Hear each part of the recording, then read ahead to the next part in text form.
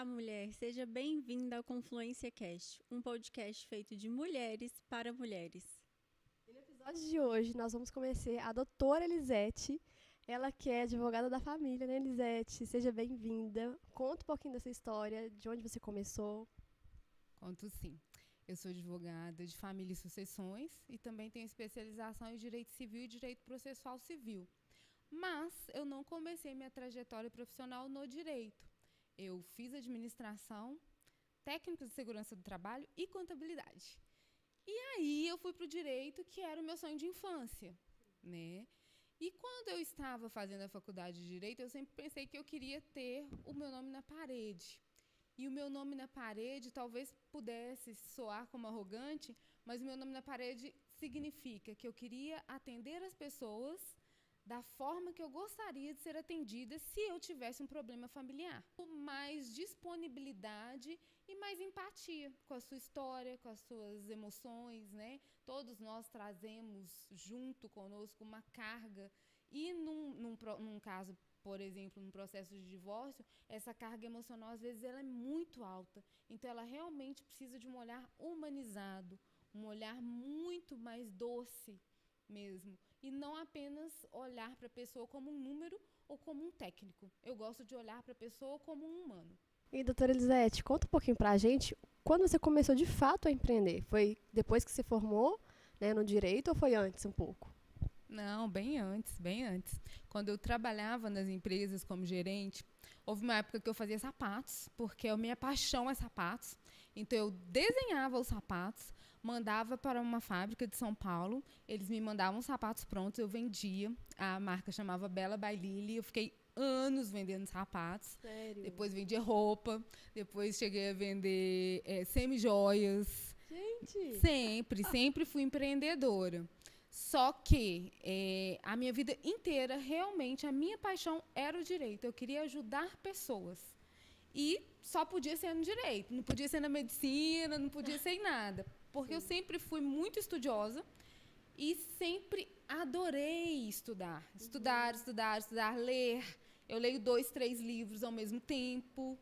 Então, assim, empreender para mim é uma coisa desde muito nova. Eu sou muito vendedora. Todo empresário é um bom vendedor. Sou muito vendedora. Então, assim, foi desde muito nova. Eu tinha o trabalho CLT, mas sempre era concomitante com algum trabalho que fosse meu. Alguma coisa minha, assim. Uhum. E aí você ficou mais de 20 anos no trabalho da gerência, né? Sim. E aí como é que foi essa virada de chave aí para advocacia? Eu penso que para empreender você tem que usar a inteligência e principalmente ter a parte financeira. Eu pensava o seguinte, para eu ter um escritório, eu preciso de X. Para eu continuar a pagar os meus gastos fixos, eu preciso de Y.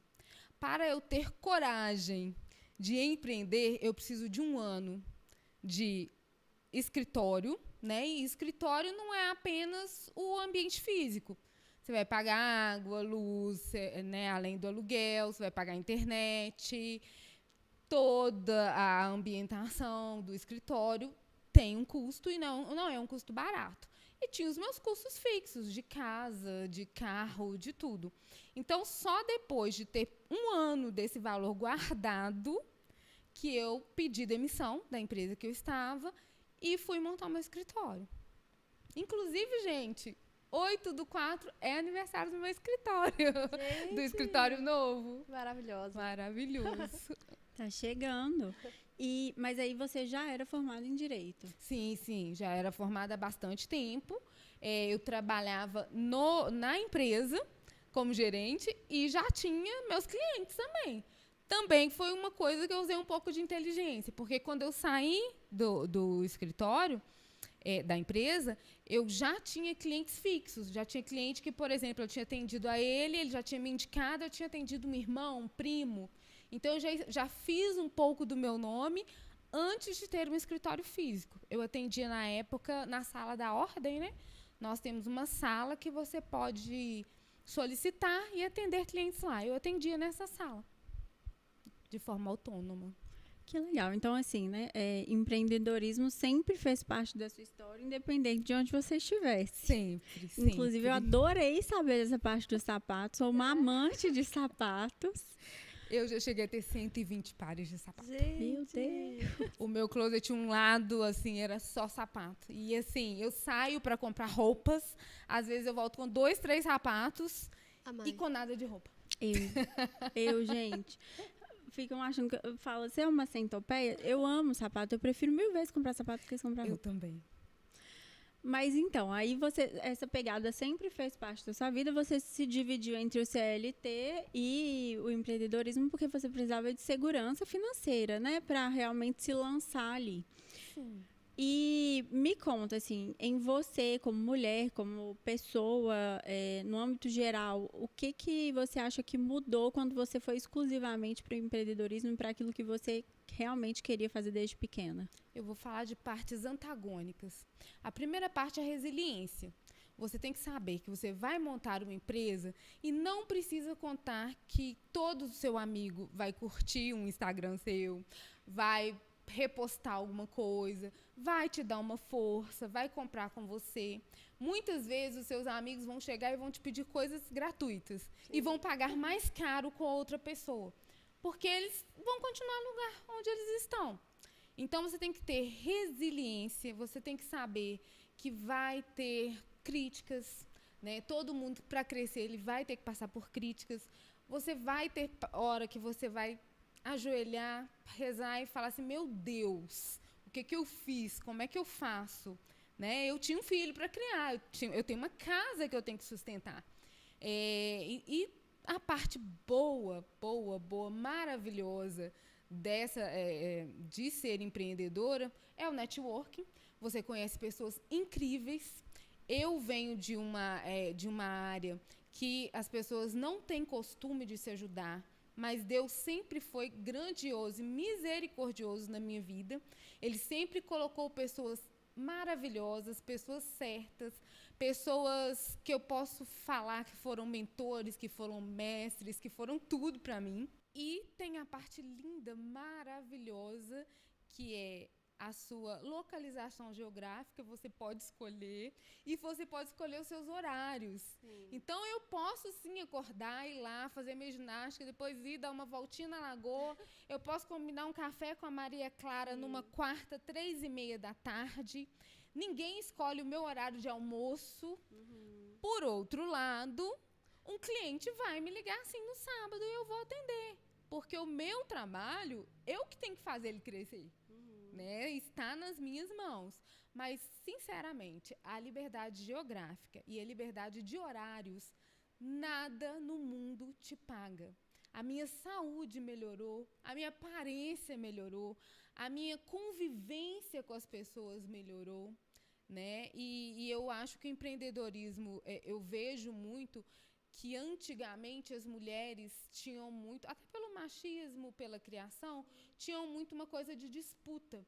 E hoje eu vejo mulheres maravilhosas que se ajudam, que se indicam, que uma usa o trabalho da outra e que estão criando redes, como esse podcast aqui, que estão criando redes maravilhosas e fortes. E assim, eu fico extremamente orgulhosa de ver como que as mulheres hoje, elas sentam em mesas para falar de negócios, de crescimento, de ambição bacana, porque se você não tiver uma ambição bacana, você não levanta de manhã para trabalhar. A ambição não é aquela coisa que as pessoas falam de querer sempre mais. Você tem que levantar da sua cama com ambição, mas com uma ambição bacana. Eu vou melhorar, mas eu estou extremamente satisfeita no lugar onde estou, com a pessoa que eu sou, com os amigos que eu tenho, com a família que eu tenho e com o que eu estou construindo. Nossa, maravilhosa. Uma coisa que você falou que me chamou a atenção, normalmente as pessoas começam a empreender perdidas. Você me pareceu assim, com um plano, né? De já começar já com o valor X, né? Que é um ano, gente, eu acho que isso aí é o ideal para todo mundo fazer. Normalmente a gente não faz, né? Por falta de organização. Mas me responde essa pergunta. Você, por acaso, tinha algum mentor? Ou o mentor da sua vida foi Deus e a vida foi sua escola? Foi Deus. Na verdade, eu me casei extremamente nova, né? Eu me casei com 18 anos.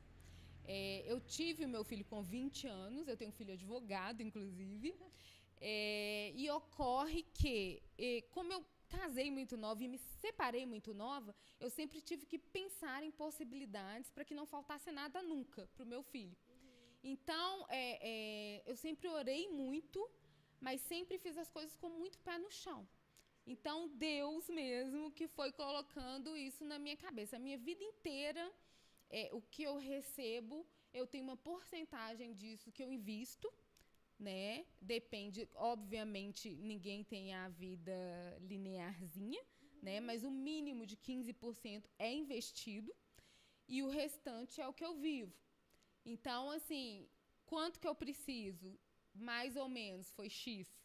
Enquanto eu não tinha isso 1 ano, eu fiquei lá trabalhando, CLT, atendendo cliente. Já cheguei a atender cliente 8, 9 da noite, porque eu saía de serviço às 5 horas da tarde.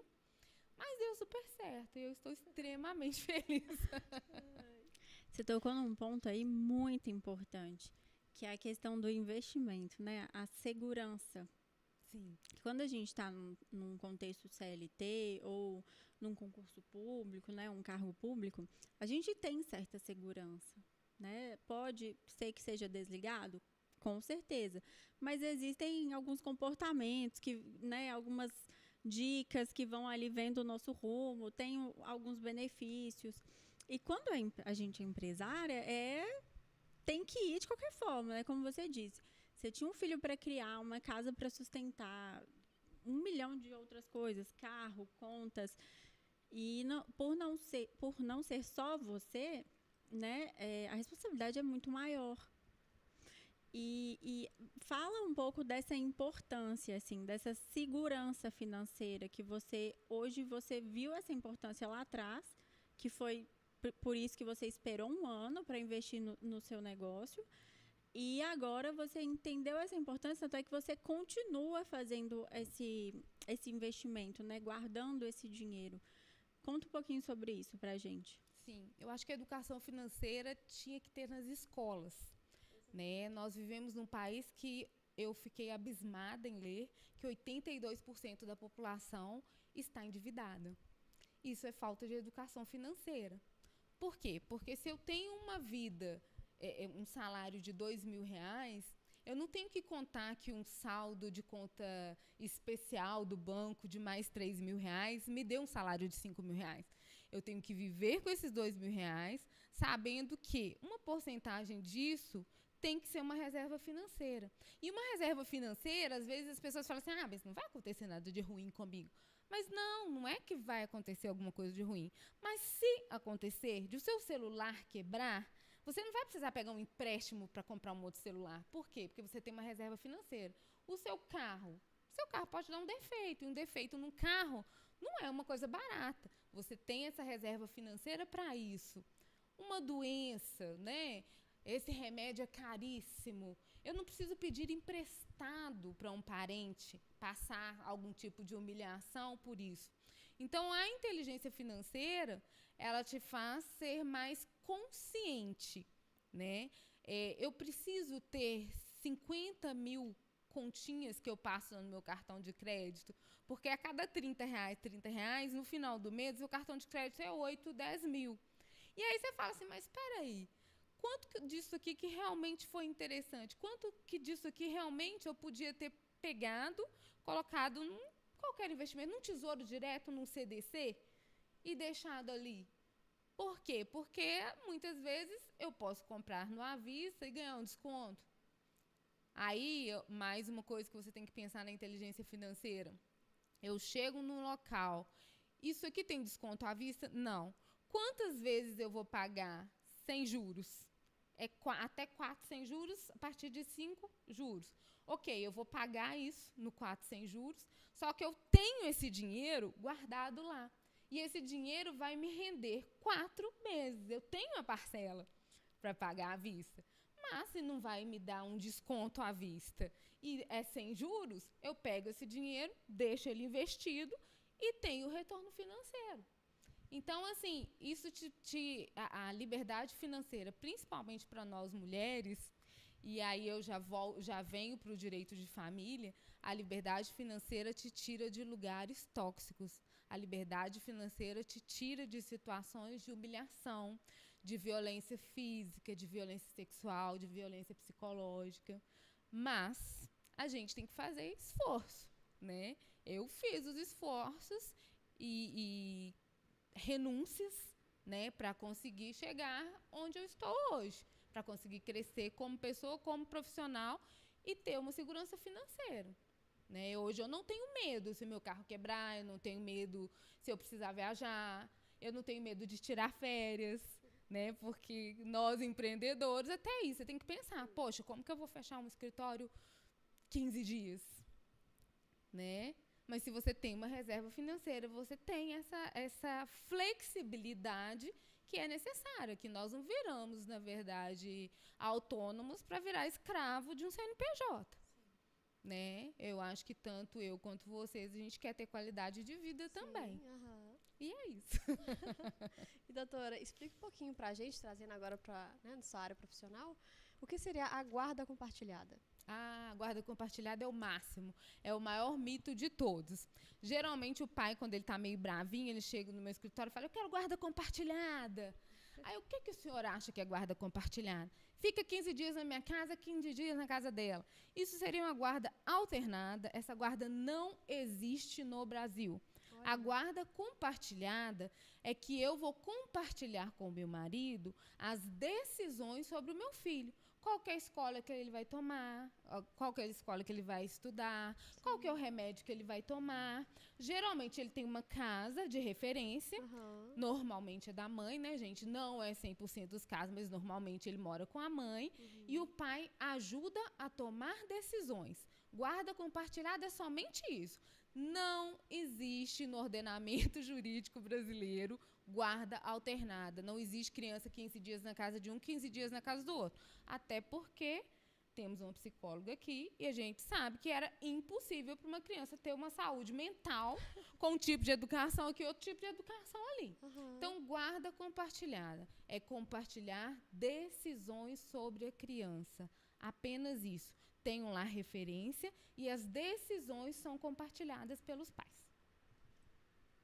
Interessante saber sobre isso. Eu acho que pouquíssimas pessoas sabem sobre isso e pensam na guarda alternada. Exatamente.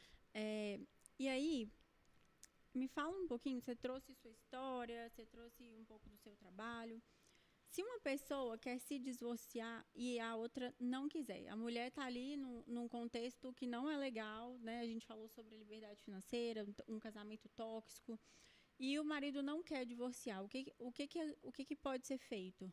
A coisa mais linda do mundo. Desde 2010, no direito brasileiro, o divórcio é um direito potestativo. O que isso significa? Você não quer divorciar? Não, meu bem. Entra com um divórcio litigioso, o juiz faz uma verbação e o divórcio é concedido. Basta que uma das partes queira se divorciar. Hoje em dia não tem isso de provar, vou provar que me traiu, vou provar culpa, nada disso. Eu quero me divorciar, você não quer? Divórcio litigioso, o juiz assina por você. E somos todos livres para sermos felizes. Não existe mais aquela história de quando um não quer, dois não brigam, né? Agora não um só existe. querendo. Quando não quer, ele faz história, né? É um direito potestativo. Você quer separar, ele não quer, não tem problema nenhum, porque o juiz vai assinar por ele. É só contratar a doutora Elisete. Só me contratar. E com relação à pensão alimentícia, a gente ouve falar aí que é muitas coisas que as pessoas fazem de boca, né? Vou pagar tal dia. Me fala um pouquinho sobre isso. Serve para você passar raiva. Apenas um acordo de boca de pensão alimentícia vai fazer o seguinte com você. O seu ex, esse mês, vai falar assim, olha, eu combinei com você dia 10, mas eu só vou te pagar dia 15. Chega no dia 15, ele combinou com você R$1.000, ele vai falar assim, só tenho 300 porque minha moto estragou. Nossa. E aí, o que acontece? Você não pode cobrar. Você pode cobrar a pensão alimentícia a partir de que tenha uma sentença de um juiz, né, transitada em julgado. Quer dizer, doutora, que não posso fazer acordo? Não. Você não pode fazer um acordo de boca.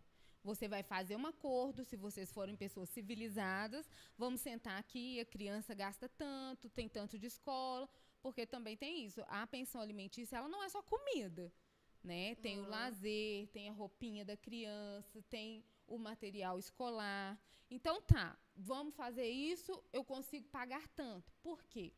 Na pensão alimentícia é observado possibilidade de quem paga e necessidade de quem recebe.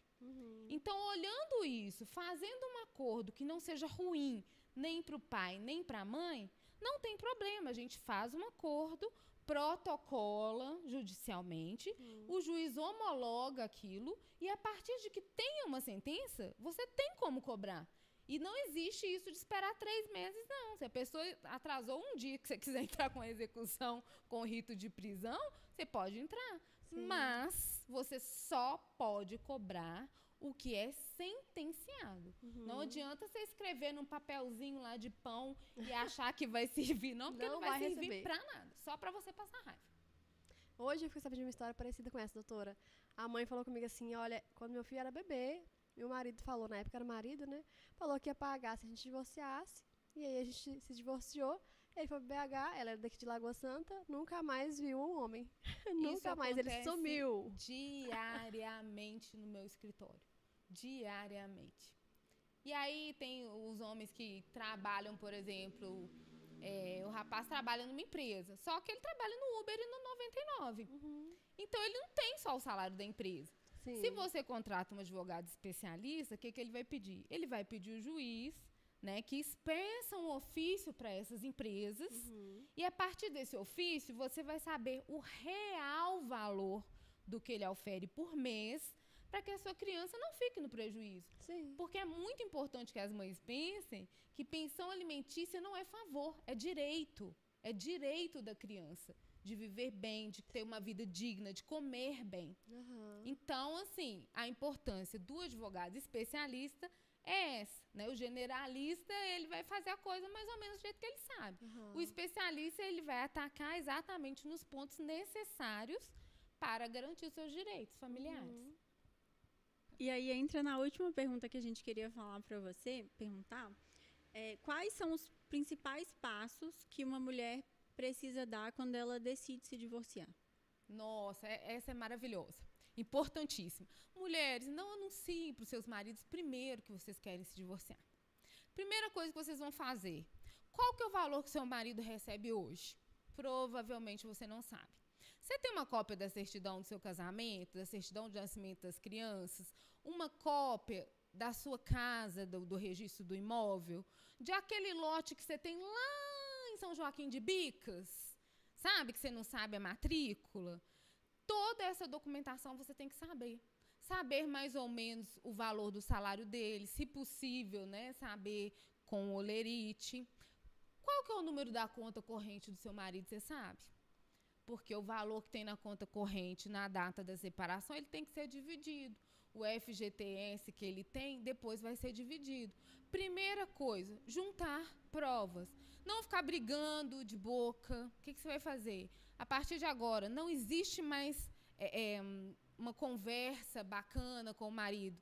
Converse via WhatsApp. Mandou ali, ele mandou um xingamento, printa. O direito trabalha com provas. Eu vou ser extremamente sincera com vocês. 98% das mulheres que chegam no meu escritório para separar não tem nenhum desses documentos. Nossa. Não sabe quanto o marido ganha, não sabe de nada de imóveis que eles tenham, não sabe a placa da moto, a placa do carro, e isso dificulta demais. Por quê? O advogado, ele vai fazer a parte melhor possível a parte dele. Sim. Mas o advogado trabalha com o que você tem. Então, a primeira coisa, na verdade, eu acho que pode ser até segunda. A primeira coisa, junte dinheiro para pagar pelo menos uns 2 meses de aluguel, caso seja preciso.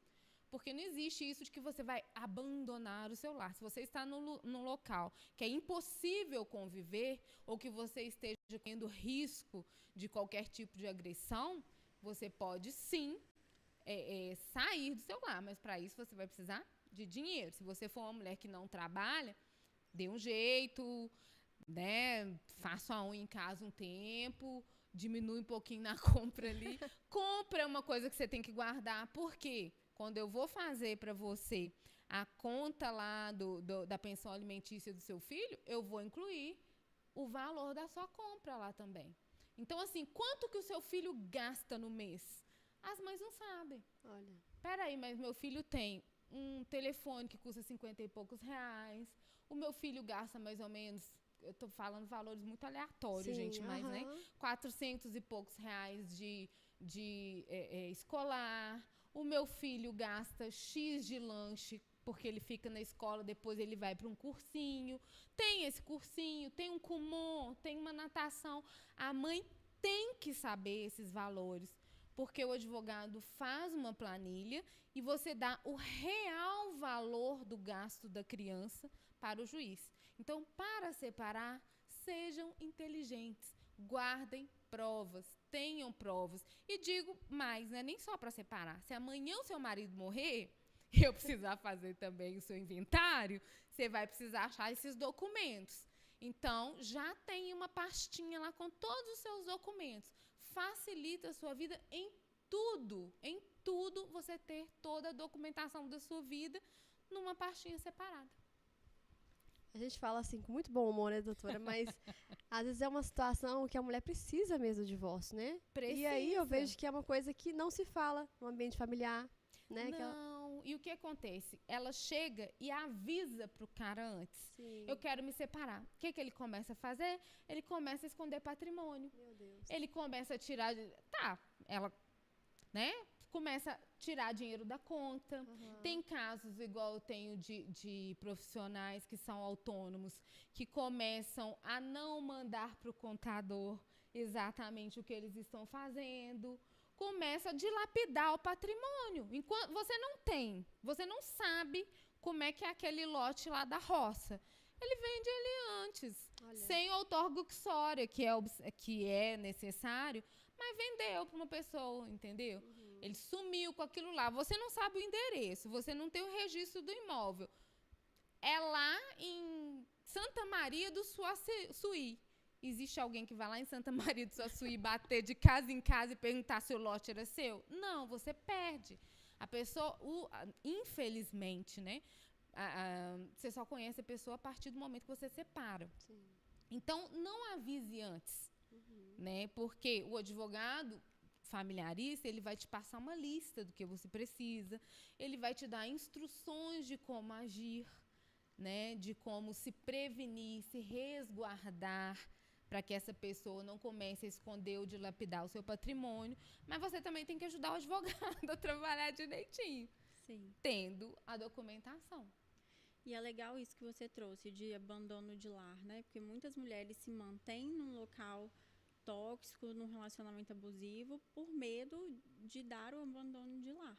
Né? Sim, mas não é assim que é instituído o abandono de lar. Precisa de N mil coisas. Obviamente, o judiciário, inclusive, eu posso falar assim, de cadeira, né, que o judiciário, principalmente na área familiar, tem assim, o que era micro ficou macro, tem olhado muito pelo lado da mulher, da perspectiva de gênero, sabe, da violência, muitas vezes violência vicária, que o pai batia na mãe e agora começou a agredir as crianças. Então, assim, o judiciário brasileiro tem evoluído muito na área de famílias e tem como sim se preservar, mas a pessoa realmente tem que procurar uma pessoa especialista na área de família e sucessões, porque qualquer coisa feita por uma pessoa que não tenha o know-how para isso,